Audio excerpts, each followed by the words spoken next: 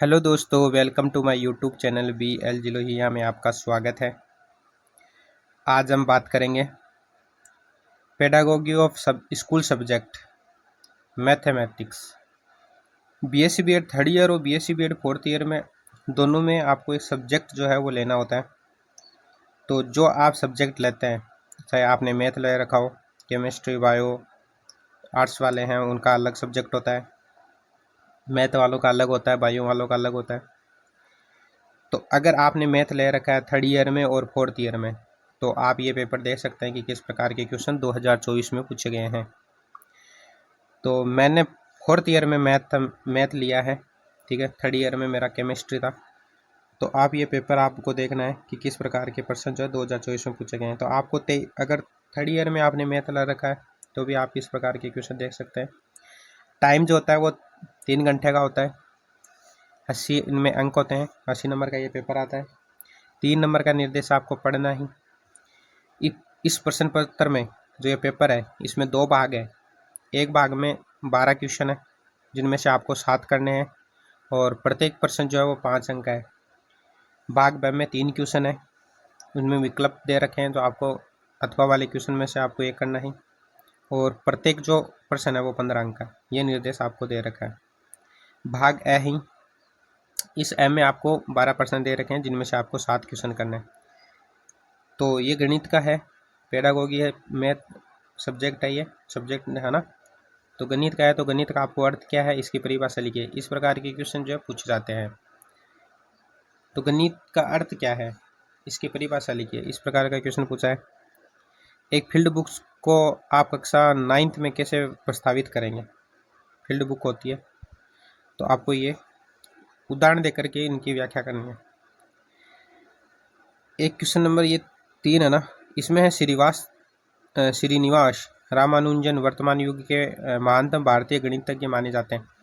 तो अगर इस साल 2024 में ये रामानुजन के बारे में पूछा है, गणितज्ञ के बारे में पूछा है, तो आने वाले टाइम में आर्यभट्ट है ना, उनके बारे में पूछ सकते हैं।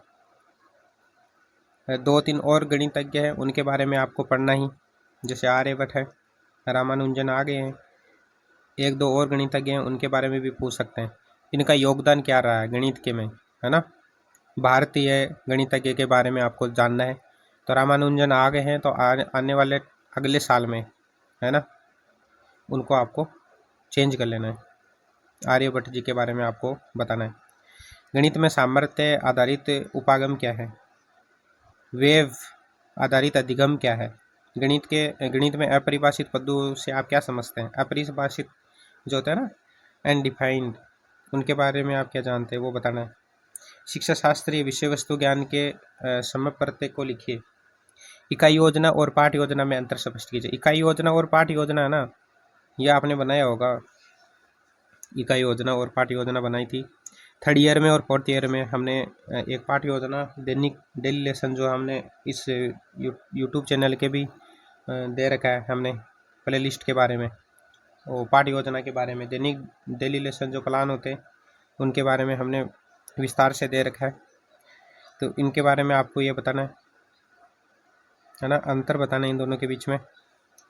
और इसमें सब्जेक्ट के अंदर आपको एक डेली लेसन प्लान भी बनाना होता है।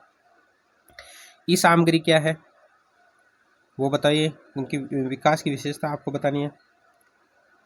गणित शिक्षक की विश्लेषण और संश्लेषण विधि में अंतर बताना है। माध्यमिक स्तर पर गणित के उद्देश्य क्या है ये आपको बताना है। पाठ में ही आपकी इच्छा अनुसार गणित शिक्षण के किसी एक प्रकरण पर विशिष्ट पाठ योजना बनाइए, है ना, ये डेली लेसन वाला।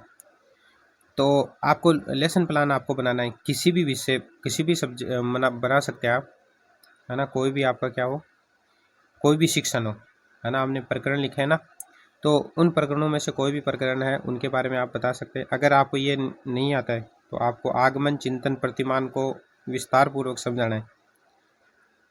तो आपको ये डेली लेसन आपको याद करना होता है। थर्ड ईयर में भी आता है जो आपका सब्जेक्ट होता है, और फोर्थ ईयर में भी आता है। तो ये आप याद कर लेंगे तो आपका 15 नंबर का क्वेश्चन जो है वो कभी गलत नहीं होगा।